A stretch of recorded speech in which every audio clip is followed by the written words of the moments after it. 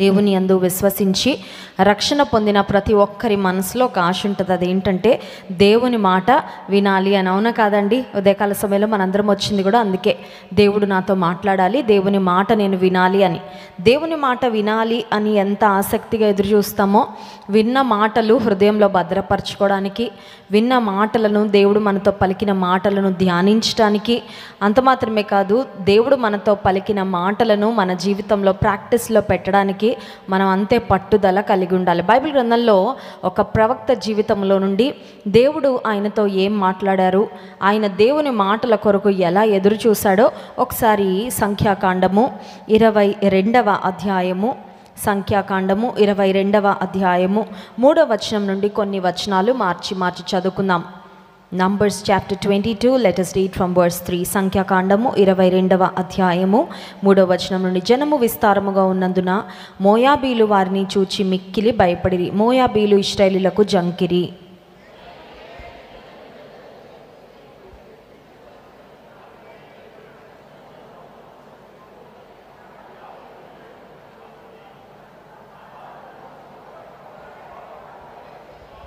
కాబట్టి అతడు బెయోరు కుమారుడైన బిలామును పిలుచుటకు అతని జనుల దేశమందలి నది యొద్దనున్న పెతోరుకు దూతల చేత ఈ వర్తమానము పంపెను. చిత్తగించుము, ఒక జనము ఐగుప్తులో నుండి వచ్చెను. ఇదిగో వారు భూతలమును కప్పి నా ఎదుట దిగియున్నారు.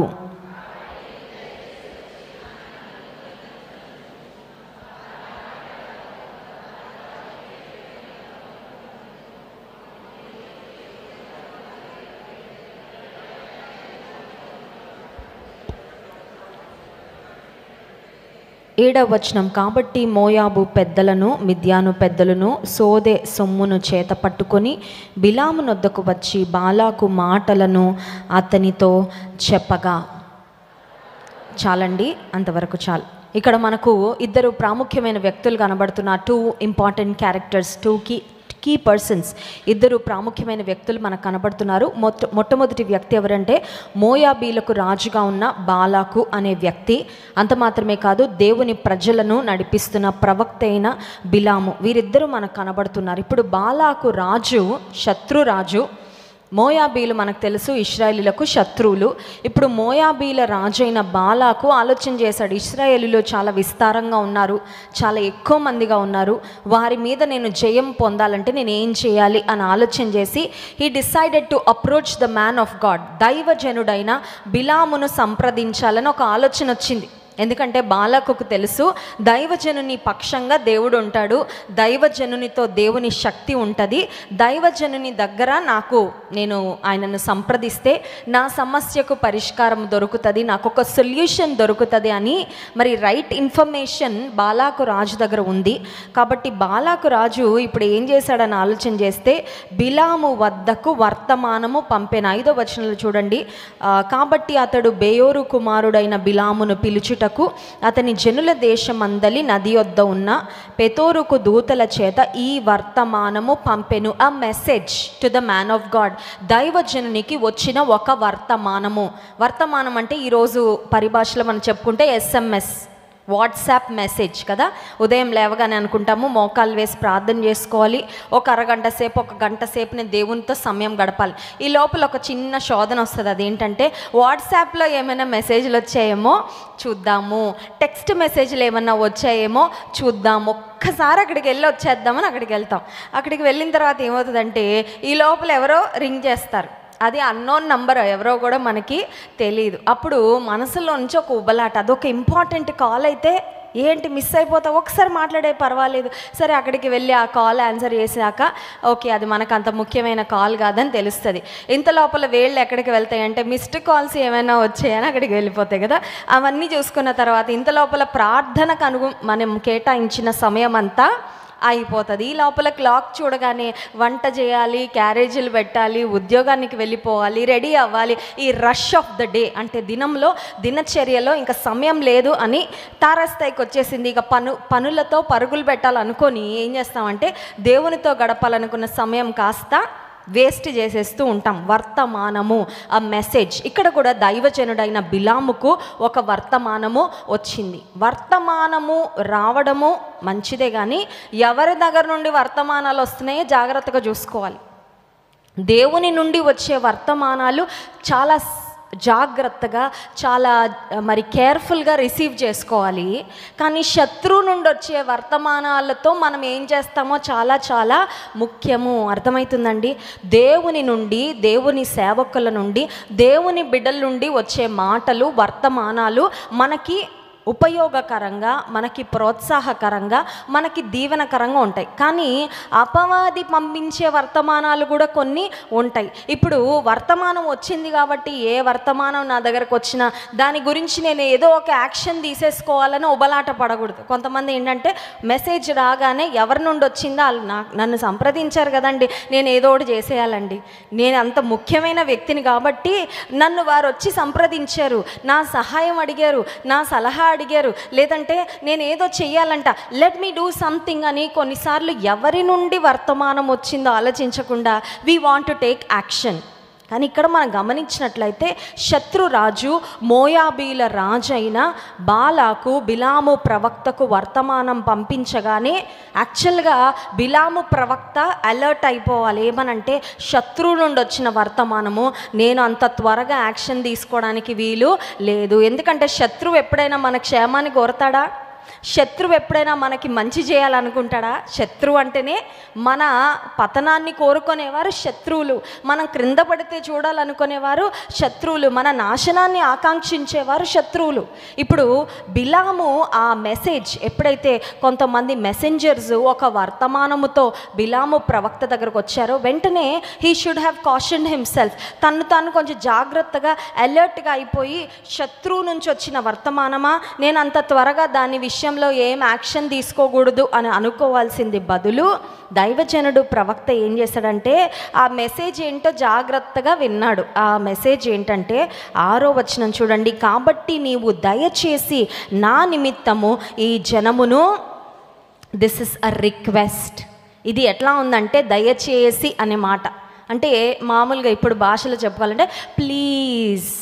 కొన్నిసార్లు మనకి ఎవరైనా వచ్చి ప్లీజ్ అనగానే ఏమనిపిస్తుంది?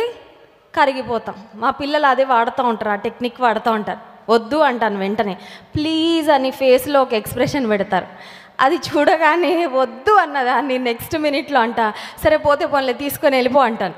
ప్లీజ్, దయచేసి అంటే కొంచెం మరి మన హృదయాన్ని కరిగించేటట్లు ఒక ప్లీడింగ్ మేనర్లో ఏదైనా రిక్వెస్ట్ రాగానే మనుషులంగా మనలో ఉండే ఒక స్వభావం ఏంటంటే సర్లే ఏదో ఒకటి చేసేద్దాం, నన్ను ఇంతగా బతిమాలుతున్నారు కదా అని వి ఫీల్ ఆబ్లికేటెడ్. మనం ఏదో ఒకటి చేయాలని ఒక బలవంతము పొందినట్లు, పడినట్లు ఫీల్ అవుతూ ఉంటాం.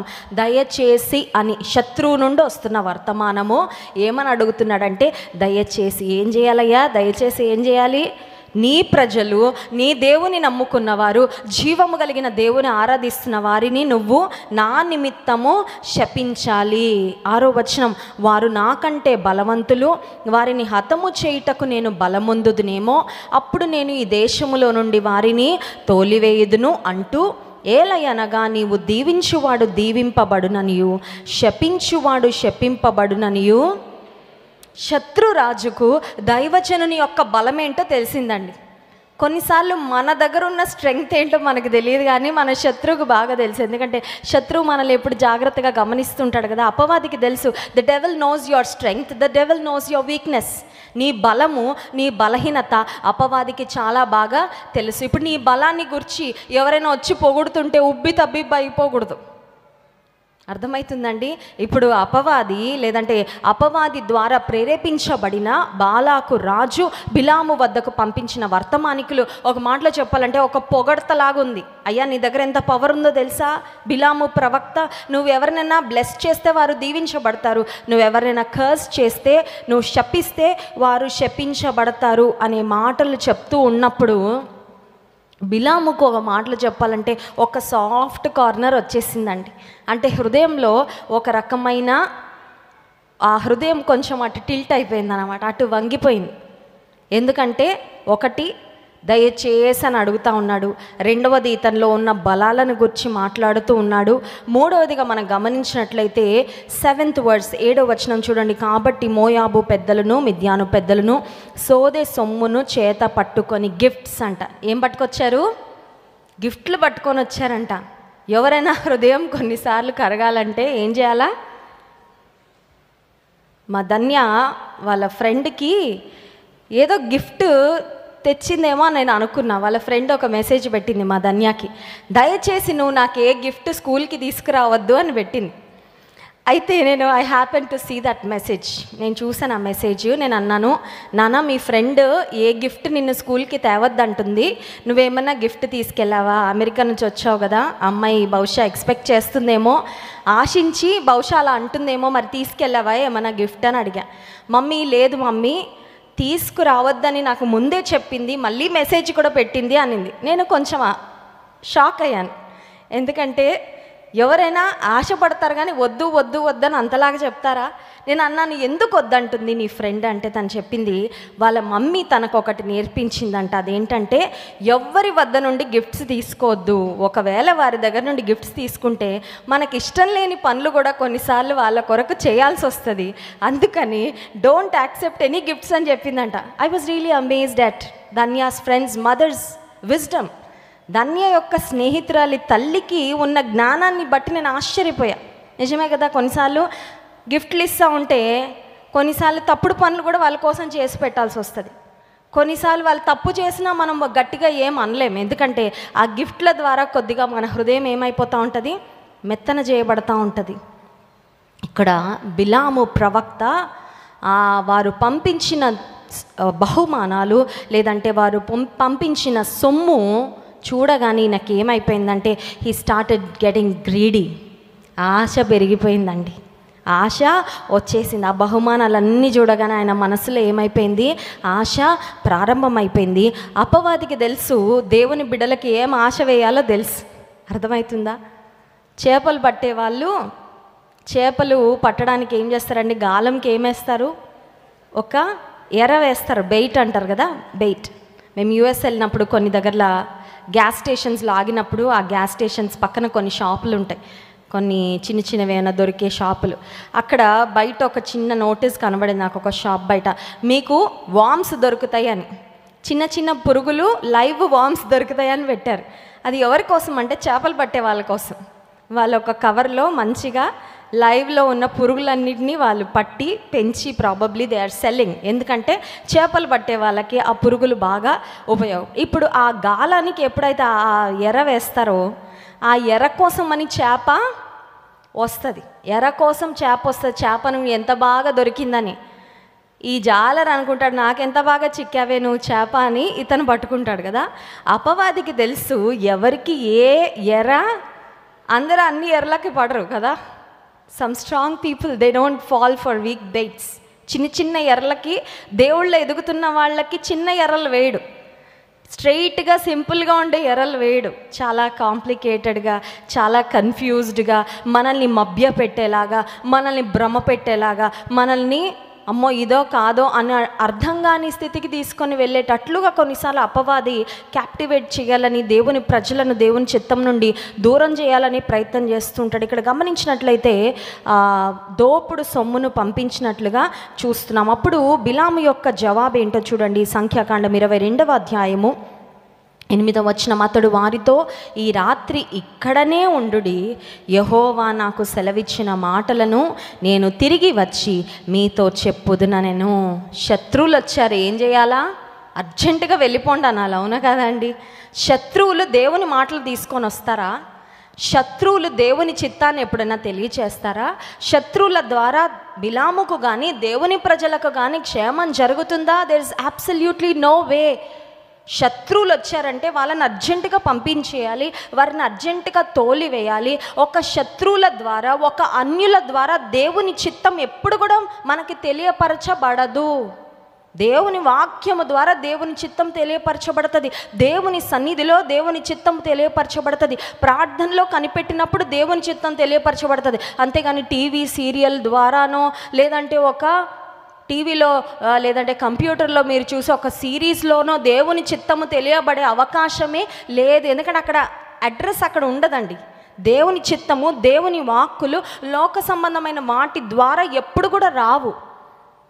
అయితే ఇక్కడ మనం గమనించినట్లయితే బిలాములో ఒక దురాశ ప్రారంభమైన తర్వాత అంటున్నాడు, మీరు ఇక్కడే ఉండండి, ఎక్కడికి వెళ్ళొద్దు. అంటే ఇప్పుడు బిలాము మనసులోకి ఏమి ఆలోచన వచ్చిందంటే, వారు తీసుకొచ్చిన దోపుడు సొమ్ము, వారు తీసుకొచ్చిన బహుమానాలన్నీ పొందుకొని అప్పుడు వారు ఏమడిగితే అది చేసి పెడదాము అనే ఒక మనసు బిలాములో కనబడుతున్నట్లుగా మనం చూస్తాం. అందుకని అంటున్నాడు, దేవుని అడుగుతాను.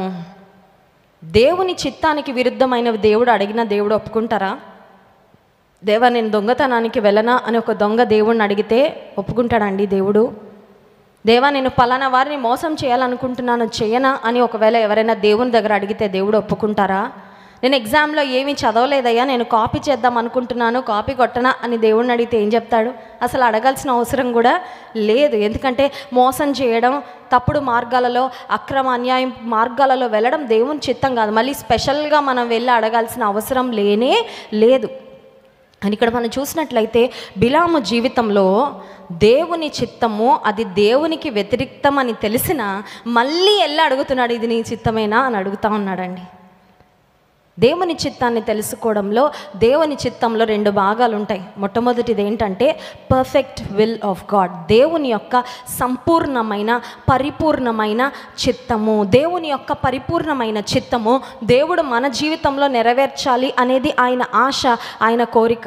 కానీ రెండవది ఏంటంటే దేవుని యొక్క పర్మిసివ్ విల్ అంటారు. ఫస్ట్దేమో పర్ఫెక్ట్ విల్ ఆఫ్ గాడ్, దేవుని యొక్క పరిపూర్ణమైన చిత్తము. రెండవది పర్మిసివ్ విల్ ఆఫ్ గాడ్ అంటే అర్థం ఏంటంటే అనుమతించే చిత్తం. ఆయనకి ఇష్టం లేకపోయినా అనుమతిస్తాడు. నిశ్చితమేనా, నిశ్చితమేనా, నిశ్చితం అని చెప్పు, నిశ్చితం అని చెప్పు. పిల్లలు ఉంటారు కదా, వెళ్ళొద్దురా, బయటకు వెళ్ళొద్దురా, వెళ్ళొద్దు వెళ్ళొద్దు వెళ్ళొద్దు, వెళ్ళమని చెప్పు మమ్మీ, వెళ్ళమని చెప్పు మమ్మీ, వెళ్ళమని చెప్పు మమ్మీ. 10 సార్లు అడిగితే ఏమంటుంది తల్లి? ఇష్టం లేకపోయినా వెళ్ళలే, నాకు ఇష్టం లేదు, కానీ నువ్వు అడుగుతున్నావు కాబట్టి, నువ్వు మారం చేస్తున్నావు కాబట్టి I'm letting you go. Bapatla దగ్గర బీచ్లో ఈ గడిచిన వారంలో 4-5 యవనస్తులు వెళ్ళారు. చాలా హ్యాపీగా వెళ్ళారు. వెళ్ళేటప్పుడు కూడా మంచి సెల్ఫీ వీడియో తీసుకున్నారు. వాళ్ళు వెళ్తా ఎంత ఆనందంగా, ఎంత హుషారుగా ఉన్నారు. బాపట్ల బీచ్కి వెళ్ళిన తర్వాత రాక్షస అలలు వచ్చి ఈడ్చుకొని వెళ్ళిపోయి 5 యవనస్తులు మంచి యవన కాలంలో ఉన్నారు, అందరు చనిపోయారండి. శవాలుగా ఇంటికి తిరిగి వచ్చారు. ప్రాబబ్లీ ఆ రోజు వెళ్ళేటప్పుడు వారిలో ఎవరో ఒకరు ఫ్యామిలీలో తల్లో తండ్రో వెళ్ళకండ్రా అని చెప్పుండకపోవచ్చా? చెప్పే ఉండుంటారు, ఆ బీచ్ అంత సేఫ్ కాదురా, మీరు వెళ్ళడం మాకు ఇష్టం లేదు, ఇక్కడ నుండి అంత దూరం వెళ్ళాలా అని బహుశా తల్లిదండ్రులు ప్రాధేయపడి ఉంటారేమో, చెప్పుంటారేమో. But the young people wanted to go, they wanted to have fun. వాళ్ళు అనుకున్నారు ఎట్లన్నా ఎంజాయ్ చేయాలి. పెద్దోళ్ళు ఎప్పుడు ఇంతే, మా ఎంజాయ్మెంట్ని ఎప్పుడు ఆపేస్తూ ఉంటారు, ఎప్పుడు వద్దంటానే ఉంటారని బహుశా ఒకవేళ ఇంట్లో వాళ్ళు చెప్పినా వెళ్ళారేమో మనకి తెలియదు. కానీ విగత జీవులుగా తిరిగి వారు వచ్చారు, ప్రాణాలు లేవు. ఆ కుటుంబాలలో ఉన్న శోకము అది ఎవ్వరు కూడా తీర్చలేరండి. కుమారులు 5 కుటుంబాలలో మరి గర్భశోకం మిగిలిపోయింది.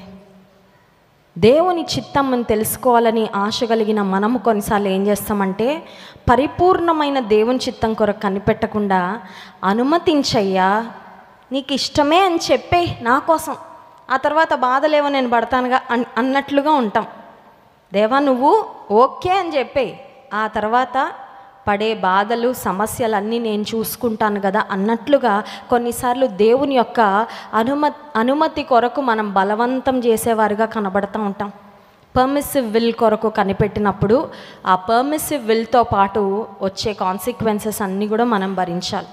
దేవుని పరిపూర్ణమైన చిత్తములో మనం సాగితే ఆయన పరిపూర్ణమైన కృప, ఆయన పరిపూర్ణమైన నడిపింపు, ఆయన పరిపూర్ణమైన సహాయము, ఆయన పరిపూర్ణమైన మరి సన్నిధి మనకు తోడుగుంటాయి. కానీ కొన్నిసార్లు అనుమతించే అని దేవుని చిత్తం కాకపోయినా మనం బలవంత పెట్టి దేవుని ఒప్పించుకొని వెళ్తే కొన్నిసార్లు దాంతో వచ్చే పర్యవసానాలు కూడా, ఆ నష్టాలు కూడా మనం అనుభవించాల్సి వస్తుందేమో. ఇక్కడ మనం దైవజనుని చూసినట్లయితే he was doing the same thing. దేవుని ప్రజలను శపించడానికి వెళ్ళనా దేవా, నీ ప్రజలను శపించడానికంటే దేవుడు ఒప్పుకుంటాడా? God will never allow that. కానీ మాటి మాటికి బలవంత పెట్టి దేవుని అడిగినప్పుడు ఆఖరికి దేవుడు అన్నారు, నువ్వు వెళ్ళన్నారు. మాటికి అడిగితే వెళ్ళు అన్న తర్వాత మనం గమనించినట్లయితే అవంతా చదవడానికి సమయం లేదు. కానీ దేవుని కోపము బిలాము మీద మండినప్పుడు, దేవుని ఉగ్రత ఆయన మీదకి వచ్చినప్పుడు ఖడ్గము దూసిన ఒక దూత బిలాము ఎదుట నిలబడినట్లుగా చూస్తున్నాం. ఇక్కడ ఇంట్రెస్టింగ్ థింగ్ ఏంటంటే, దేవుని ప్రజలను శపించడానికి బిలాము గాడిద మీద ప్రయాణం ప్రారంభించాడు. కానీ ఇక్కడ the donkey is better then the profit అనిపిస్తుందండి ఈ అధ్యాయం చదివితే. ఆ గాడిదే ప్రవక్త కంటే మంచిగా యోగ్యంగా ప్రవర్తించిందేమో, ఆ గాడిదలాగా మనం ఉన్నా చాలేమో అనిపిస్తుంది ఈ అధ్యాయాన్ని మనం ధ్యానం చేస్తే. ఏంటి ఈ గాడిద ఏం చేసింది అని ఆలోచన చేస్తే, ఆ బిలామును సంహరించాలని దేవుని దూత ఖడ్గము దూసి నిలబడినప్పుడు ఆ గాడిద ముందుకు వెళ్ళట్లా, ఆ గాడిద ఆపుతా ఉంది. ఎందుకంటే ఆ గాడిదకు దాని యజమానుడు అంటే అంత నమ్మకత్వము ఉంది. I want to protect my master, నా యజమానుని నేను భద్రపరచాలి, నా యజమానుని మీదకి ఏ కీడు రావడానికి వీలు లేదు అనే పట్టుదల. బిలాము యొక్క యజమానుడు దేవుడు, దేవుని విడిచిపెట్టి, దేవుని మాటను విడిచిపెట్టి దేవునికి వ్యతిరేక్తమైన కార్యం చేయడానికి బిలాము వెళ్తూ ఉన్నాడు. కానీ ఆ నోరు లేని ఒక మూగజీవిగా ఉన్న గాడిద మాత్రం తన యజమానుని విషయంలో చాలా నమ్మకంగా వ్యవహరిస్తున్నట్లుగా మనం చూస్తున్నాం. ఆ సమయంలో దేవుడు గాడిద యొక్క నోరు తెరిచాడంట. Something very very unusual. గాడిద నోరు దేవుడు తెరిచాడు. And the donkey started speaking. గాడిద పలుకుతున్న మాటలు ఏంటి అని ఆలోచన చేస్తే 33వ వచనం, ఆ గాడిద నన్ను చూచి ముమ్మారు నా ఎదుట నుండి తొలగెను, అది నా ఎదుట నుండి తొలగని ఎడల నిశ్చయముగా నేనప్పుడే నిన్ను చంపి దాని ప్రాణమును రక్షించి ఉందునని అతనితో చెప్పెను. బిలాముతో గాడిద పలుకుతున్న మాట 30వ వచనం, అందుకు గాడిద, నేను నీ దాననైనది మొదలుకొని నేటి వరకు నీవు ఎక్కుచూ వచ్చిన నీ గాడిదను కానా, నేను ఎప్పుడైనా నీకట్లు చేయుట కద్దా అని బిలాముతో అనగా అతడు లేదనెను. What a faithful donkey. గాడిదలో ఉన్న నమ్మకత్వం. కుక్క చాలా నమ్మకమైన జీవి అని మనం చదువుతూ ఉంటాం, చూస్తూ ఉంటాం కూడా.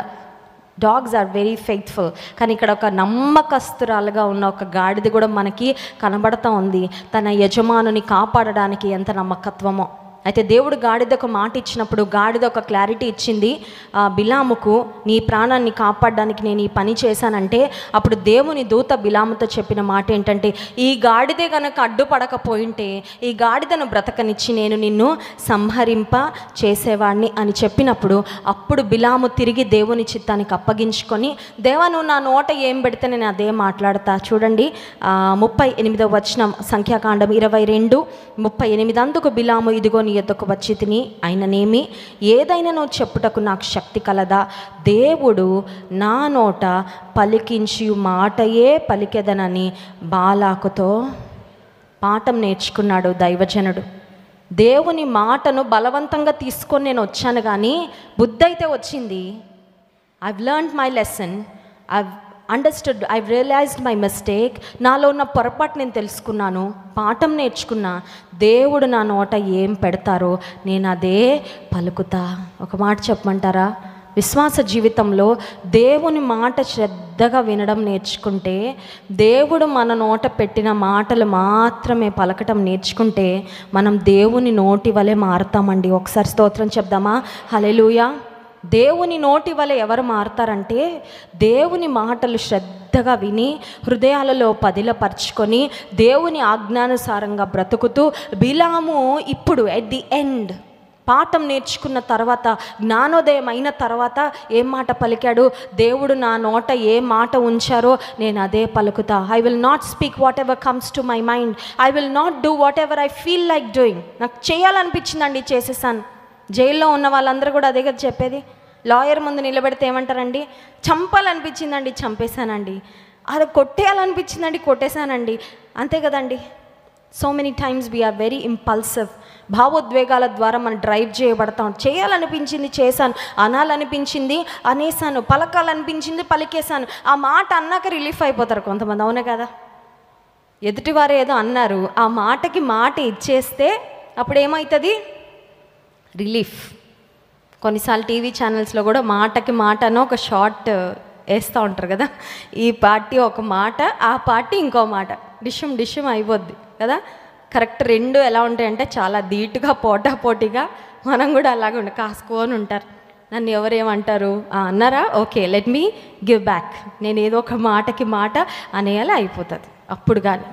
కానీ ఇక్కడ దైవజనుడు బిలాము బాలాకుతో ఒక మాట అంటున్నాడు, దేవుడు నా నోట పలికించు మాటయే పలికేదనని బాలాకుతో చెప్పిన ఒక చిన్న కంపారిజన్ నేను చెప్పి ముగిస్తాను. బిలాము ప్రవక్త, చాలా వయస్సు అనుభవం ఉన్న ప్రవక్త, దేవుని స్వరాన్ని వినిన ప్రవక్త, దేవుని కొరకు వాడబడుతూ వచ్చిన ప్రవక్త. కానీ ఒకానొక సందర్భం వచ్చేసరికి ఆ దోపుడు సొమ్ముకు, ఆ బహుమానాలకు ఆశించి దేవుని చిత్తం నుండి పక్కకు తొలగడానికి ఇష్టపడ్డాడు. కానీ మొదటి సమూయేలు గ్రంథం 3వ అధ్యాయము 1వ వచనంలో మనం చూసినట్లయితే మనకు ఒక చిన్న బాలుడు కనబడతాడు. He's very young and inexperienced, అంత వయసు కానీ అనుభవం కానీ లేదు. అయితే బాలుడైన సమూయేలు చూడండి, బాలుడైన సమూయేలు ఏలి ఎదుట యెహోవాకు పరిచర్య చేయుచుండెను. ఆ దినములలో యెహోవా వాక్కు ప్రత్యక్షమగుట అరుదు, ప్రత్యక్షము తరచుగా తటస్థించుట లేదు. ఇక్కడ బిలాముకు మాటి మాటికి దేవుడు మాట్లాడుతూనే వచ్చాడు అడిగిన ప్రతిసారి. అక్కడ సమూయేలు దేవుని మాట కొరకు ఎదురు చూడట్లా. He was not ready, he was not asking God to reveal his will. దేవా నువ్వు మాట్లాడని సమూయేలు ఏం అడగట్లేదండి. కానీ ఏం చేస్తున్నాడు సమూయేలు అంటే, he was very obedient, he was very faithful, he was very committed in doing what God wanted him to do. ఆ షిలోహులో దేవుని మందిరంలో యాజకుడైన ఏలి ఎదుట పరిచర్య చేస్తున్న సమూయేల్లో మనకు కనబడే లక్షణం ఏంటంటే, నమ్మకంగా, చాలా సిన్సియర్గా, చాలా యథార్థంగా, చాలా భక్తిగా దేవుడు తనని ఏ పని చేయమన్నాడు అది చెప్తూ ఆ పని చేస్తూ సాగాడు. అండ్ ద డే కేమ్, ఒక దినం వచ్చింది, దేవుడే సూటిగా తన స్వరము ద్వారా సమూయేలుతో మాట్లాడాడు. దేవుడు మాట్లాడాలంటే ఆయన వయసు చూడడు. దేవుడు ఒక వ్యక్తితో మాట్లాడాలంటే వారికి ఎంత అనుభవం ఉందో దేవుడు చూడడు. దేవుడు ఒక వ్యక్తితో మాట్లాడాలంటే వారి చదువేంటో దేవుడు చూడడు. దేవుడు ఒక వ్యక్తితో మాట్లాడాలంటే వారి రక్షణ పొంది ఎన్ని సంవత్సరాలు అవన్నీ కాదండి. దేవుడు ఒక వ్యక్తితో మాట్లాడాలంటే ఆ వ్యక్తి దేవుని ఎదుట భయభక్తులు కలిగి యథార్థముగా బ్రతుకుతూ ఆయన చిత్తము కొరకు కనిపెడుతూ జీవిస్తే దేవుడు నిశ్చయంగా మాట్లాడే దేవుడు. మనం గమనించినట్లయితే మొదటి సమూయేలు గ్రంథం 3వ అధ్యాయంలో ఇశ్రాయేలీయుల ఎడల దేవుడు చేయబోతున్న కార్యాలన్నీ కూడా ఒక బాలుడైన సమూయేలుకు దేవుడు మరి తెలియజేసినట్లుగా లేఖన భాగంలో మనం గమనించగలం. నీ జీవితంలో కూడా దేవుని చిత్తం తెలుసుకోవాలని ఆశ నీకుందా? ఈ ఉదయకాల సమయంలో దేవుని మేలులు పొందుకోవడమే కాదు, దేవుని అద్భుత కార్యాలు పొందుకోవడమే కాదు, దేవుని నుండి ఒక బ్రేక్ త్రూ కొరకు నువ్వు ఎదురు చూడడం మాత్రమే కాదు, కానీ దేవుని చిత్తం తెలుసుకోవాలని నాకు ఆశ ఉందయ్యా, నీ చిత్తము నెరవేర్చాలని నాకు ఆశ ఉంది ప్రభువా, నాతో మాట్లాడవా నువ్వు అడిగితే దేవుడు నిశ్చయంగా నీతో మాట్లాడతాడు. మన చిత్తాన్ని ప్రక్కన పెట్టి, మన ఇష్టాన్ని ప్రక్కన పెట్టి, మన ఆలోచనలు ప్రక్కన పెట్టి, ఒక మాటలో చెప్పాలంటే సమూయేలు జీవితం he was like a blank paper, ఒక తెల్లని కాగితం లాగా ఉందండి. కానీ బిలాము దేవుని ఎదుట వెళ్ళినప్పుడు బిలాము ఆల్రెడీ డిసైడ్ అయిపోయి వెళ్ళి అడుగుతున్నాడు. It was more like a formality rather than asking for God's will. బిలాము దేవుని ఎదుట వెళ్ళి అడిగినప్పుడు అదేదో మాట వరుసకి దేవా నన్ను పంపించే అన్నట్లుగా అడగడమే తప్ప ఒక ఓపెన్ మైండెడ్గా అడిగినట్లుగా మనం చూడం. కానీ సమూయేలును మనం చూస్తే he was like a blank paper, ఒక వైట్ షీట్ లాగా ఉందండి. సమూయేలు హృదయము, సమూయేలు మనస్సు చాలా పరిశుద్ధంగా, చాలా యథార్థంగా, చాలా మరి దేవుని కొరకు మాత్రమే ఎదురు చూస్తున్న ఒక చిన్న బాలుని వలె మనం సమూయేలును చూస్తాము.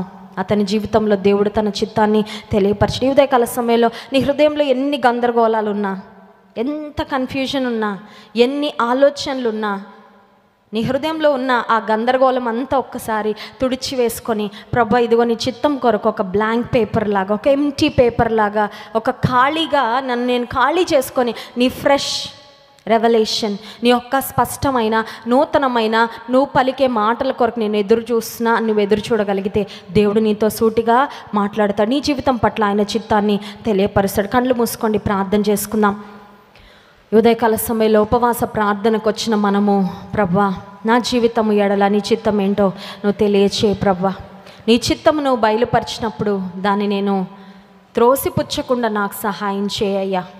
నీ చిత్తము కష్టమైన, నీ చిత్తము కొన్నిసార్లు ఇబ్బందికరంగా కనిపించిన, నీ చిత్తము చేసే హృదయము అసంసిద్ధత నాకు ఇవ్వు ప్రభా. ఒక్క మాట పలుకయ్యా, అడుగుదామా?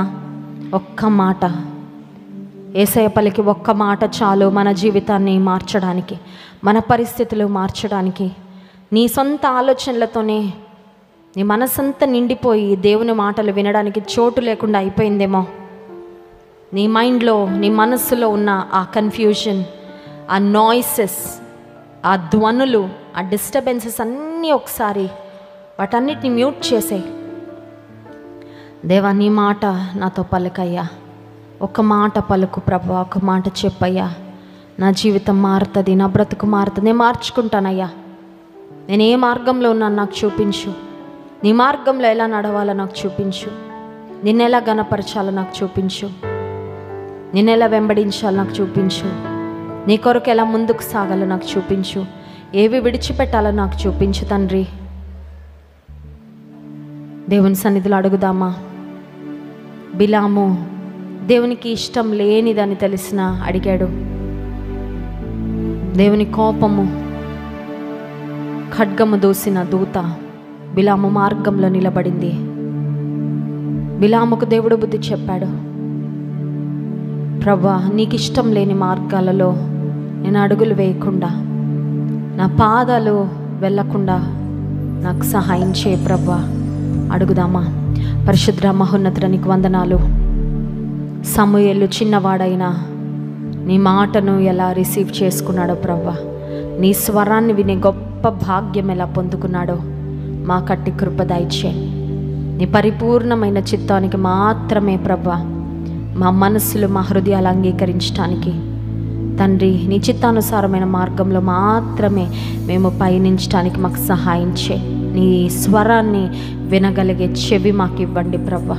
వినుటకు చెవులు గలవాడు వినునుగా, కానీ ప్రకటన గ్రంథంలో వ్రాయబడినట్లుగా ప్రభా వినే చెవులు మాకు ఇవ్వయ్యా. లోకంలో ఉన్న స్వరాలు, లోకంలో ఉన్న మాటలు, లోకస్తులు ఇచ్చే సలహాలు ఇవన్నీ కాదు ప్రభా. నీ స్వరం వినే చెవులు, నీ స్వరాన్ని గుర్తించే చెవులు మాకు ఇవ్వయ్యా. నా గొర్రెలు నా స్వరము వినునని నువ్వు సెలవిచ్చావు ప్రభా. నీ స్వరాన్ని, కాపరి స్వరము విని గుర్తుపట్టి కాపరి యొక్క సంజ్ఞలను అనుసరించి వెంబడించే నాయన ఆ మంచి గొర్రెల వలె మమ్మల్ని చేయండి ప్రభా. నేను అనుసరించే కృప మాకు దయచేయండి. మిమ్మల్ని ఆరాధించి స్తుతించబోతుండగా ఆరాధన ఆత్మతో మమ్మల్ని నింపుమని యేసు నామములో ప్రార్థిస్తున్నాం తండ్రి, ఆమెన్.